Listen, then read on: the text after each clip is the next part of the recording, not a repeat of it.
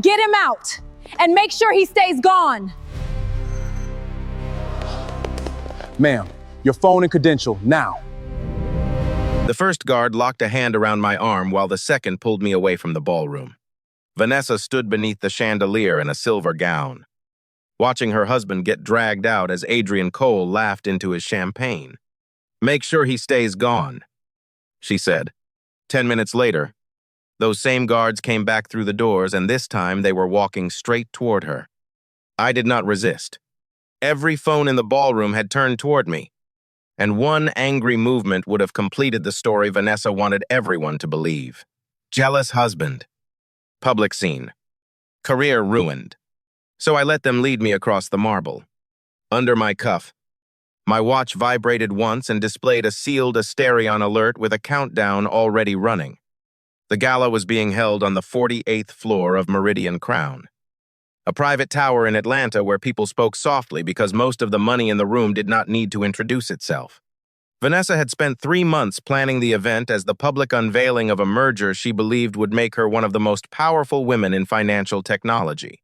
For 12 years, I had been the man standing just outside the photograph. I designed secure transaction systems, audited infrastructure, and rebuilt digital networks after companies discovered how expensive carelessness could become. Vanessa used to call that work brilliant. In the last 2 years, she started calling it consulting, with the same smile people use for an embarrassing hobby. When we met, neither of us had much. She was a junior brand strategist with a borrowed blazer and a talent for reading a room faster than anyone I knew. I was sleeping 4 hours a night while building security architecture for a payments platform no bank wanted to trust yet. We ate takeout on cardboard boxes and celebrated every small win like it had changed the world. The night I proposed, there was no rooftop restaurant or photographer hiding behind flowers. The power had gone out during a summer storm. So I lit 6 candles in our apartment and asked her while rain rattled against the windows. Vanessa cried before I finished the sentence. For years, I believed that memory protected us from becoming people who measured love by access. Success arrived unevenly. Vanessa moved into luxury finance branding, then private capital, then executive communications. My work became quieter as it became more valuable. I stopped attaching my face to products and started building the systems other people put their names on. She saw my old sedan, plain shirts, and irregular schedule. She did not see the ownership agreements behind any of it. That secrecy was partly practical and partly inherited.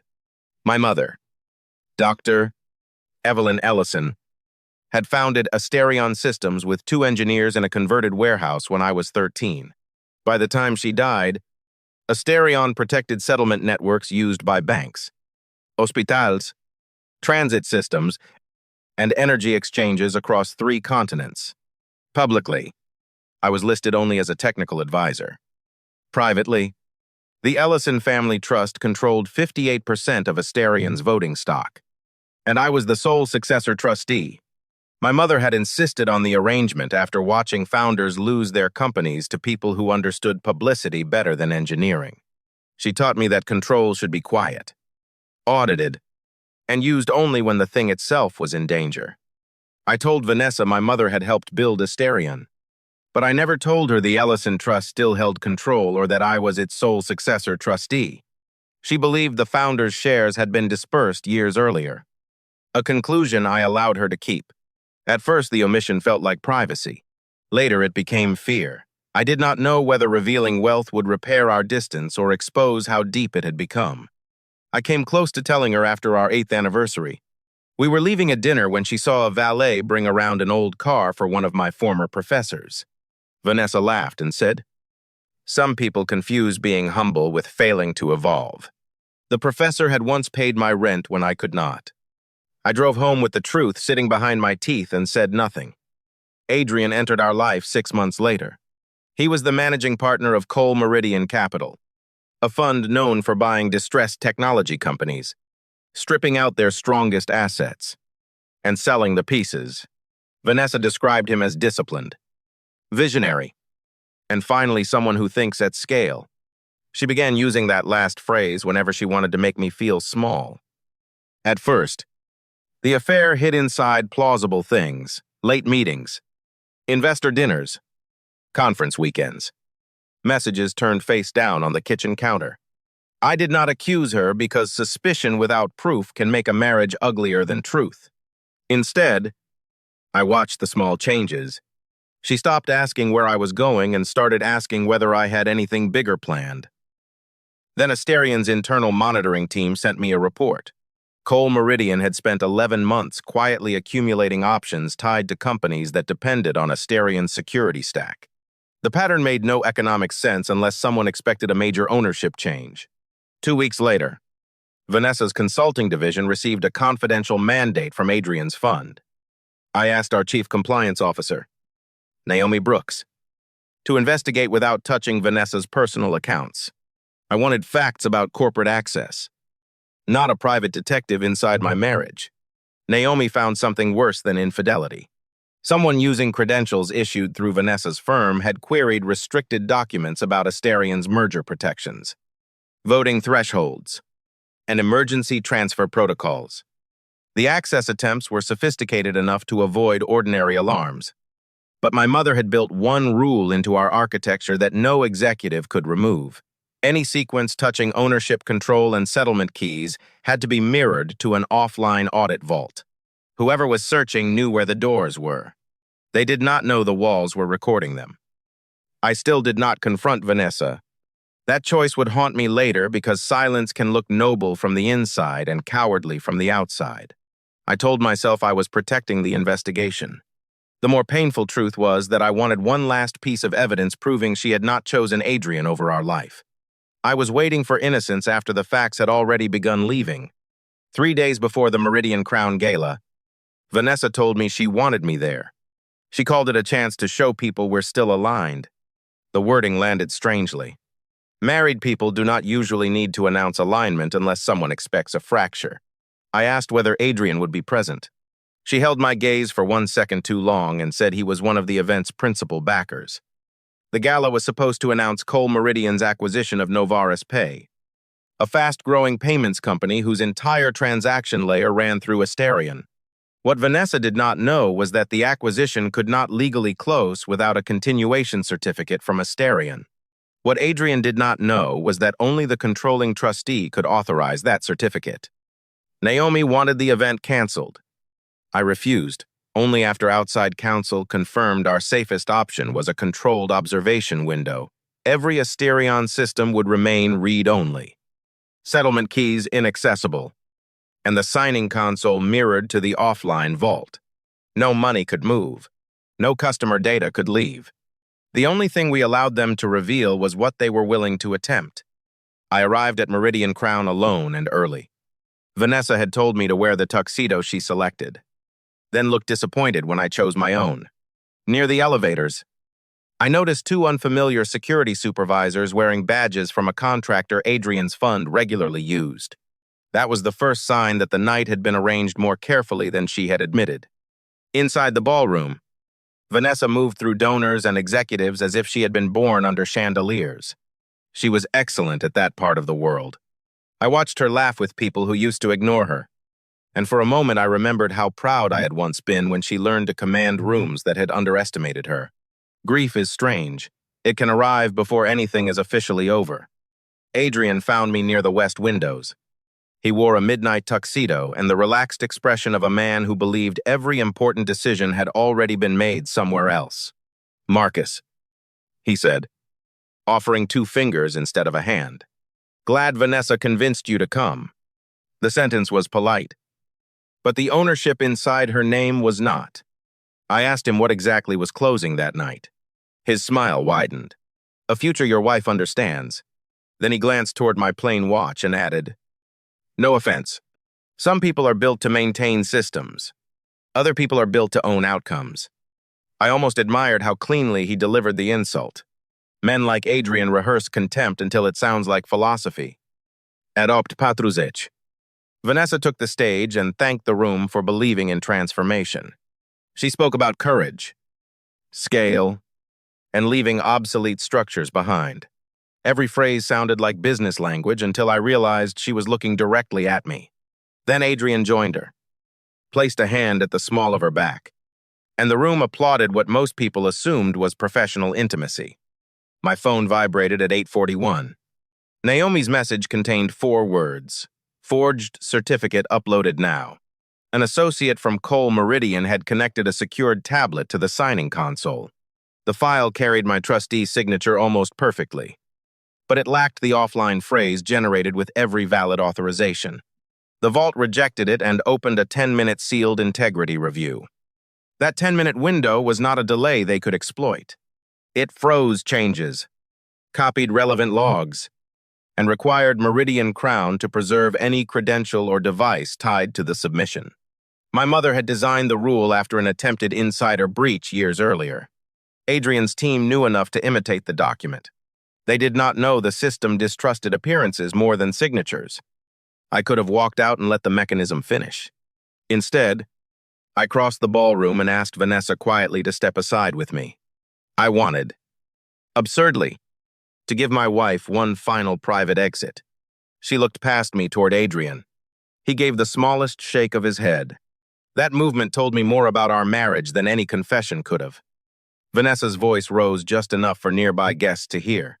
You cannot do this tonight. Marcus. I told her there was a forged authorization in the transaction system and that she needed to stop the signing. Her face changed for half a second, not surprise, but fear. Then she recovered and said I was jealous, unstably, and trying to sabotage her career. Adrian stepped between us with a practiced concern that would have looked generous on video. This isn't the place, he said. Then he signaled the security supervisor I had noticed earlier. Vanessa did not hesitate. He is not on the executive guest list anymore. Remove him. I stared at her, waiting for some flicker of recognition. None came. The guards took my arms at 8:42. I asked only one question. Vanessa, are you sure? She folded her hands at her waist and said, for once, stop making everything about you. Adrian laughed, soft and satisfied. My shoulders struck the edge of a chair as they turned me. I heard glasses clink, phones rise, and someone whisper my name like embarrassment had already become my identity. At the elevator bank, one guard loosened his grip. His name tag read Darius. Sir, I'm following the event principal's instruction. I told him I understood and asked him to preserve his body camera footage and incident log. He looked at me strangely. Then my watch flashed 1:14 beneath the Asterian seal. For the first time that night, I knew the humiliation had an ending measured in seconds. The elevator doors opened, but Darius did not move me inside. His earpiece crackled. The second guard received the same command and released my arm. Darius's face changed from apology to concentration. Mr. Ellison, please remain here. Our director is coming to you. My watch showed 0:46. Behind us, the ballroom music kept playing as if nothing had shifted. Naomi came through the service corridor with Meridian Crown security director and 2 corporate investigators. She showed me the rejected certificate, mirrored access logs, and device map. The forged file had entered through Vanessa's event credential. Adrian's tablet had then attempted a protected key export. Under the venue's signed transaction protocol, both devices now had to be secured for review. The director asked whether I wanted the ballroom cleared. I said no. Follow the protocol, secure the devices, preserve the evidence, and treat everyone with dignity. My voice sounded steadier than I felt. The easy version of revenge was 10 yards away under a chandelier. The harder version was letting procedure do what anger wanted credit for. At 8:52, 10 minutes after Vanessa ordered them to remove me, Darius and the second guard walked back through the ballroom doors. Conversations died in a widening circle as people saw where they were headed. Adrian stopped smiling first. Vanessa kept talking to 3 investors until Darius reached her side and quietly asked her to surrender her phone and event credential. Her eyes found mine across the marble. I was standing beside Naomi now, no longer restrained, with the security director holding the containment order. Vanessa looked at the guards, then at Adrian, then back at me. The confidence left her face in layers. Darius asked her to surrender her phone and event credential and accompany them to a private conference room. Adrian objected loudly. That was his first mistake. He said the guards had no authority to interfere with a private transaction. Naomi answered from 20 feet away. They do when the transaction depends on Asterian-controlled infrastructure and evidence of credential fraud has been triggered. The room went silent enough to hear the ice shift in glasses. Adrian turned toward me. "You work for Asterian?" he asked. There was genuine confusion in his voice. I almost laughed, but there was nothing funny left. "In a way," I said. Naomi placed the tablet on the signing table, opened the governance page, and rotated it toward Vanessa. At the top was my name, Marcus Ellison, successor trustee and controlling shareholder. For several seconds, Vanessa did not move. Then she whispered, "You told me you were a consultant." I said I had told her what I did and hidden what I controlled. I did not call that honorable. I had mistaken secrecy for protection and let her believe Asterion belonged to a distant past in my family. Her betrayal was real, but so was the truth I had withheld. Adrian recovered faster. He said family trusts were irrelevant because the Novaris acquisition had already been approved by its board. Naomi agreed. "The acquisition can be approved," she said. "What it cannot do is operate on Asterian rails without a valid continuation certificate." And the certificate submitted tonight was fabricated. Then she asked security to secure his tablet. Vanessa looked at Adrian as if waiting for him to explain. He did not. He reached instead for his lawyer, who had been seated near the stage and was suddenly studying the carpet. When the guards escorted Vanessa toward the conference room, she passed within 3 feet of me. She said my name once. I did not answer because anything I said then would have been punishment, not truth. The gala ended without a formal announcement. Guests were told there had been a transaction integrity issue and asked to preserve any recordings. Social media supplied the rest within minutes. A clip of my removal appeared first. Then a second clip showed the same guards returning for Vanessa. By midnight, strangers had already turned the worst 10 minutes of my marriage into entertainment. I stayed at Meridian Crown until nearly 2 in the morning. Naomi and the investigators separated corporate evidence from personal material. That distinction mattered to me. I did not want access to Vanessa's private messages unless counsel confirmed they were directly tied to the attempted transaction. Betrayal does not create a license to become invasive. The first clean thread appeared at 117A. 3 months earlier, an executive at Cole Meridian had sent Vanessa a draft strategic alignment plan. It promised her a senior role after the Novaris acquisition and described me as a likely obstacle because of my technical relationship with Asterion. The plan never identified me as an owner. Adrian had misread the map. A second thread was worse. Vanessa had forwarded internal details I once mentioned casually over dinner: maintenance windows, approval habits, even the name of a retired architect who had designed part of Asterion's trustee verification system. None of those facts could open a door alone. Together, they helped Adrian's team guess where the hinges might be. At Doi, Treya, M. Naomi found the message that ended my last excuse for Vanessa. Adrian had written, "Once Marcus is outside, submit the certificate. Keep him occupied if necessary." Vanessa had replied, "Understood. Security will handle him." I read those 6 words until they blurred. An affair could be weakness. This was coordination. She had turned my humiliation into a step on a transaction checklist. I went home to a house that still held both of our lives. Vanessa's shoes were beneath the entry bench. Her coffee mug sat upside down beside mine. A silk scarf hung over the dining chair where she always forgot it. I stood in the kitchen and realized pain does not arrive in cinematic pieces. It arrives through ordinary objects that no longer know who they belong to. I did not sleep. At dawn, my younger sister Camille came over after Naomi called her. Camille was a pediatric architect, unimpressed by wealth and brutally protective of family. She did not ask whether I wanted revenge. She made coffee, sat across from me, and asked the harder question: when did you first know she no longer respected you? I could not answer with a date. I remembered 100 smaller moments instead, jokes at my expense. invitations where my presence became optional. The way Vanessa introduced Adrian with admiration and me with explanation. Respect had not broken like glass. It had thinned like fabric until one night everyone could see through it. By 9, Vanessa's attorney requested a meeting. She had been released from the private security review after surrendering her devices because no one was detaining her criminally.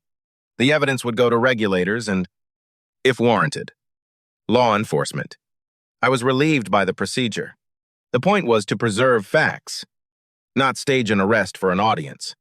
She arrived at my attorney's office in a charcoal suit, composed until she sat down. On the table between us was the message saying security would handle me. Vanessa said, "I did not forge your signature." I told her I believed she had not created the file. Then I slid the printout toward her and asked the question she had avoided since the ballroom. What did you think would happen after I was gone? Her shoulders dropped. She said Adrian told her the certificate was a routine contingency document and that my removal was only meant to prevent a scene. I asked why a routine document required getting her husband thrown out first. She closed her eyes. For the first time since the ballroom, she stopped searching for a version of events that made her innocent. "Because I knew you would stop it," she said. The sentence was quiet. No excuses around it. She admitted Adrian had convinced her I was holding her back deliberately, that my modest life was a form of control, and that helping him complete the deal would finally prove she could build something without me. "I wanted to win," she said. I stopped asking what winning cost. I asked about the affair. Vanessa looked at her lawyer, then told him she wanted 5 minutes without strategy. He left.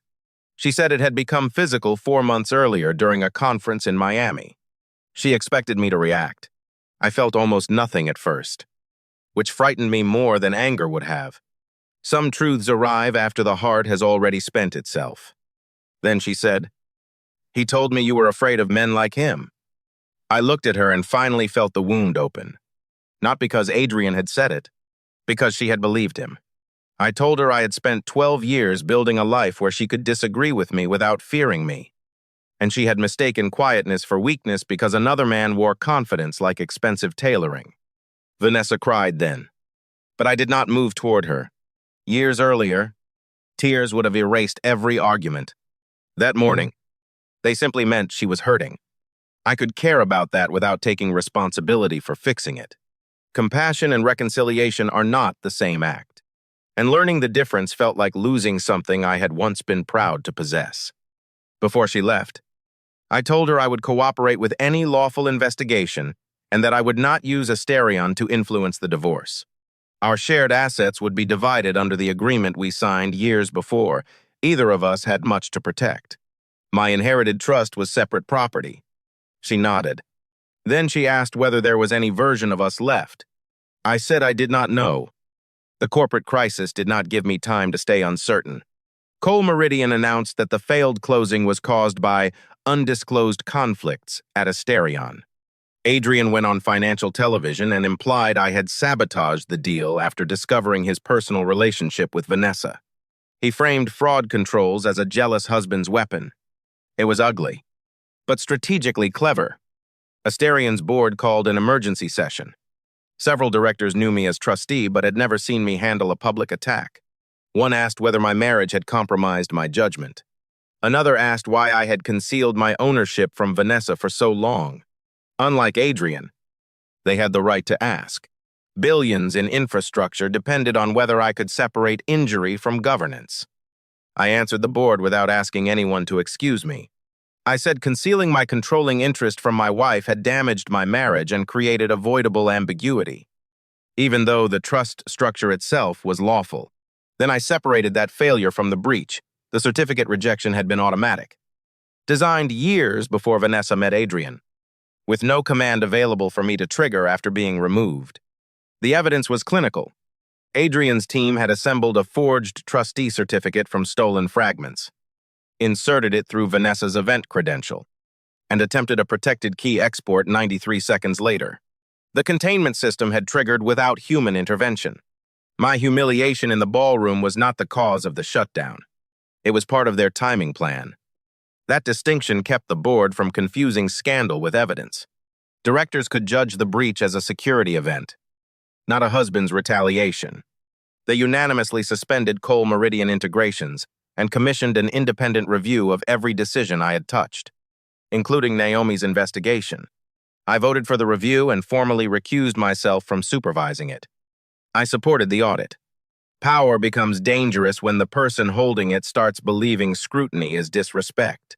My mother had taught me that, and I had nearly forgotten it while standing under those chandeliers. I asked the firm to publish its governance findings to our partners, even if the conclusions embarrassed me. Trust built in private still has to survive daylight. 2 days later, the audit firm confirmed the containment had been automatic and documented the forged certificate chain. Regulators opened inquiries into Cole Meridian's conduct. Novaris postponed the acquisition. None of that felt like victory. I kept seeing Vanessa's face when the guards returned. Not because I missed her humiliation, but because I remembered who she had been before ambition became an argument against gratitude. Camille told me I was romanticizing the past. Maybe I was. She reminded me that people do not become strangers in one night. They reveal choices over time. You keep mourning the woman from the candlelight apartment, she said, but the woman in the ballroom had years to decide who she wanted to be. It was cruel only because it was accurate. A week after the gala, Naomi discovered Adrian's deeper motive. Cole Meridian was facing a liquidity crisis hidden behind layered credit facilities. If the Novaris deal closed, Adrian planned to use projected transaction revenue to refinance obligations that could otherwise trigger margin calls. Asterian's continuation certificate was not just helpful. It was the bridge keeping his fund from falling. That explained his urgency. But not Vanessa's choices. I resisted the temptation to let one villain absorb everyone else's guilt. Adrian had manipulated her vanity. Yes, he had lied about my role. Yes, but he could not manufacture the moment she told security to drag her husband away. She had supplied that herself, in a room where she thought status had finally chosen her. The external investigation moved quickly because Adrian's people had been sloppy once pressure increased. Draft documents showed a plan to replace several Novaris executives after closing, route security licensing through a shell vendor, and force Asterian into renegotiation after dependency increased. The forged certificate was meant to create the appearance that trustee consent already existed. Then came the message Vanessa had never seen. Adrian wrote to his operations chief that her promised post-merger role was temporary optics and should be eliminated after the first restructuring. He described her as useful because proximity makes people careless. Naomi warned me before showing it. I told her not to protect me from facts anymore. I asked whether Vanessa needed to know. Counsel said the message was likely discoverable in the investigation and would reach her eventually. I decided not to send it myself. There is a difference between truth that belongs in a process and truth delivered as a blade. I was learning how many forms revenge can take when you have the resources to make pain look procedural. She learned 2 days later from her attorney. That evening, she called me for the first time since our meeting. I almost let it ring out. Instead, I answered, "Vanessa did not ask me to come back." She said, "I saw what he wrote." Then there was a long silence. I could hear traffic behind her and the small, uneven breaths of someone trying not to break in public. I said I was sorry she had been used. Vanessa whispered, "After what I did to you, you're sorry for me?" I told her being deceived by Adrian did not erase what she chose to do to me, and my compassion did not erase the boundary between us. She went quiet. Anger would have given her something to fight. Kindness left her with no enemy large enough to hide behind. Our divorce filing became public the following week. I refused every interview request. Vanessa released one statement acknowledging that she had exercised catastrophically poor judgment and would cooperate with investigators. Adrian's attorneys attacked her credibility immediately. The alliance that had looked so polished under the ballroom lights collapsed the moment self-preservation became more valuable than loyalty. The most viral video was still the 10-minute reversal. Commentators slowed down Adrian's laugh. Vanessa's gesture. Darius's return. And the moment she saw my name on the governance screen, millions of people treated it as instant karma. I understood why. But the real collapse had taken years. and there was nothing instant about living through the parts no camera had captured. One afternoon, Darius asked to meet me. I assumed he was worried about his job. Instead, he apologized for putting his hands on me. I told him he had followed the information available to him and stopped the second his command changed. He looked relieved. Then he admitted Vanessa's security contractor had been unusually insistent that I be removed before the signing. That detail mattered. The contractor supervisor had received a text from Adrian's chief of staff 4 minutes before Vanessa confronted me. Clear Ellison from floor before document submission. Darius had preserved his body camera feed and incident log because I asked him to. The footage captured Adrian watching the tablet while I was being escorted away. The timing linked Humiliation directly to execution. When regulators interviewed Vanessa again, her position changed. She turned over messages showing Adrian had coached her to describe me as unstable if I interfered. He had told her that security needed a simple justification that would survive later review. Reading those messages was painful, but they also showed something important. She had not been improvising. She had agreed to a script. I stopped wondering whether the marriage could be repaired. Forgiveness might come later. But trust was no longer structurally sound. I knew that language because systems were my work. A damaged beam can be reinforced. A failed joint can be replaced. But when someone knowingly removes the supports and calls the collapse an accident, rebuilding without proof of change is not love. It is denial. At mediation, Vanessa did not fight for the trust or Asterian shares. Her attorney had explained the law clearly. She asked instead to keep the house we bought together and the small cabin near Blue Ridge where we spent our 5th anniversary. I agreed to the house and asked for the cabin. It was the one place where our best memories still felt like mine, too. She looked at me for a long time and said, "Take it."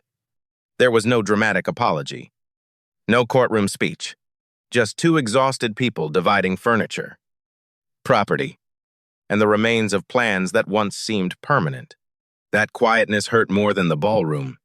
Public humiliation burns hot. Private endings cool slowly, which is why they stay with you longer. Cole Meridian's problems accelerated. Lenders demanded additional disclosures. 2 institutional partners suspended commitments. Adrian resigned as managing partner while denying wrongdoing. Months later, prosecutors announced charges related to wire fraud, unauthorized access, and falsified transaction documents. I did not celebrate. Consequences are most satisfying when you do not have to manufacture them. Vanessa was not charged with creating the forged certificate. Investigators concluded she had provided access and knowingly assisted the timing of the submission but had not understood the full technical fraud. She entered a cooperation agreement, paid a civil penalty, and accepted a multi-year bar from serving in certain regulated transaction roles. Her career did not vanish, but the version she had chased did. Some people online said Vanessa got off too easily. Others said I had trapped her by hiding my wealth. Both versions were simpler than the truth. I had concealed a major fact and later accepted governance consequences for it. She had betrayed our marriage and helped clear me from the room so a false authorization could be submitted. Accountability did not require inventing an innocent party. The independent audit of Asterion criticized me too. It said my personal proximity to a subject of investigation should have triggered formal recusal earlier, even though I had not manipulated the system. I accepted the finding and asked the board to adopt a stricter conflict protocol. Admitting a mistake did not weaken my authority. It made the limits around that authority clearer. 6 months after the gala, I took the permanent chair of Asterion Systems. I kept my consulting practice but reduced the client load. The board expected me to move into the executive residence my mother once used. I declined. I stayed in a modest townhouse near Grant Park because I liked hearing neighbors on the sidewalk and because not every symbol of success deserves obedience. Darius eventually joined Asterion's physical security team after Meridian Crown recommended him. He had saved the body camera files, followed procedure, and treated me respectfully even while removing me. Those qualities mattered more to me than whether he had recognized my name. Loyalty that depends on status is not loyalty. Professionalism before recognition is a better test. One evening after a training session, he asked whether I ever watched the viral clip. I told him only once, He laughed and said his mother had watched it 20 times. Then his expression turned serious. "Everybody likes the part where we go back for her," he said. "Nobody asks what it cost you before we did." I carried that sentence home with me. The cabin near Blue Ridge became the place where I finally opened the box of things from our marriage. Photographs, anniversary cards, a restaurant receipt from our first date, the candle stub from the night I proposed. I expected anger. What came instead was gratitude mixed with grief. A relationship can contain real love and still end because later choices make continuing it unsafe. Vanessa wrote me a letter a year after the gala. She did not ask for reconciliation. She wrote that she had started therapy, taken a job outside, regulated finance, and spent months understanding how easily admiration had become hunger. She said the worst memory was not being escorted from the ballroom. It was remembering my face when she told the guards to remove me. I read the letter twice and put it away. I believed her regret. I did not confuse belief with an obligation to return. That may have been the final lesson of our marriage. Forgiveness is not a door someone earns the right to walk back through. Sometimes it is simply the decision to stop carrying another person's worst choice as if it still controls your next one. On the second anniversary of my mother's death, I went to the warehouse lab before sunrise. Her original workbench sat behind glass, covered in solder marks and handwritten measurements. I remembered one of her favorite sayings: "Security is not about trusting nobody. It is about making sure trust has somewhere solid to stand." I finally understood she had meant people too. That afternoon, I had a meeting at Meridian Crown. It was my first time back since the gala. The lobby looked smaller than I remembered. The marble was still polished, the chandeliers still extravagant, but the place no longer carried the emotional size I had given it. Buildings do that when you survive the memory attached to them.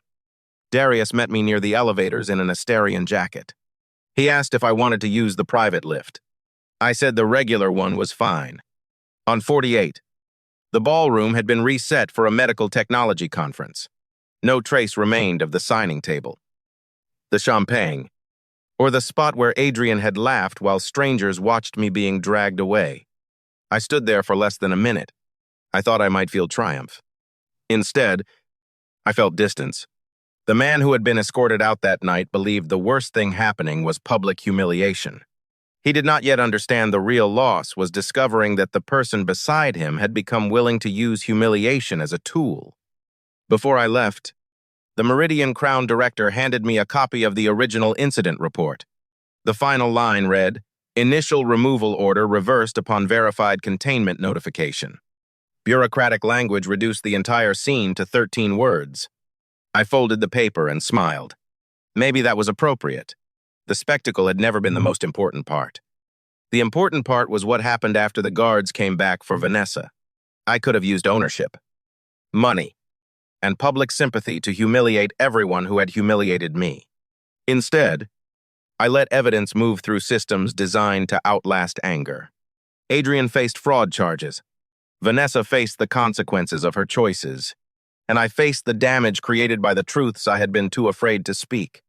People still send me the clip with captions about instant karma. I rarely watch it. A 10-minute reversal is easier to share than a 12-year marriage, and a laughing lover makes a cleaner villain than the slow disappearance of respect. If there is one question worth keeping from that night, it is not who won the room. It is what kind of person you become once you finally have the power to win. My mother built Asterion around one principle: strong systems protect people from their worst impulses, including the people who control them. That night, her rules protected the company from Adrian's fraud. In the months after, independent review and clear boundaries protected me from turning pain into punishment. Power did not heal me. Accountability gave healing somewhere solid to begin. And Vanessa? I hope she builds a life that no longer depends on being seen beside the most impressive person in the room. I mean that without pretending we can go back.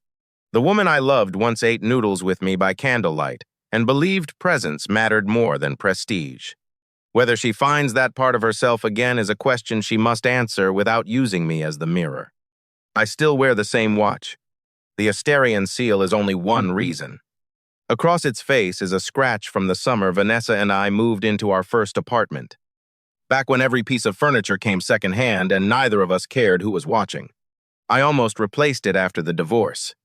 Instead, I kept it as proof that a scar can remain visible without remaining in control. So when people ask what happened 10 minutes after my wife had security drag me out while her lover laughed, I give them the simple answer. The guards came back for her. The fuller answer is that a forged deal collapsed. An affair became evidence. And a marriage finally revealed what years of silence had hidden. The best reversal was not watching her fall.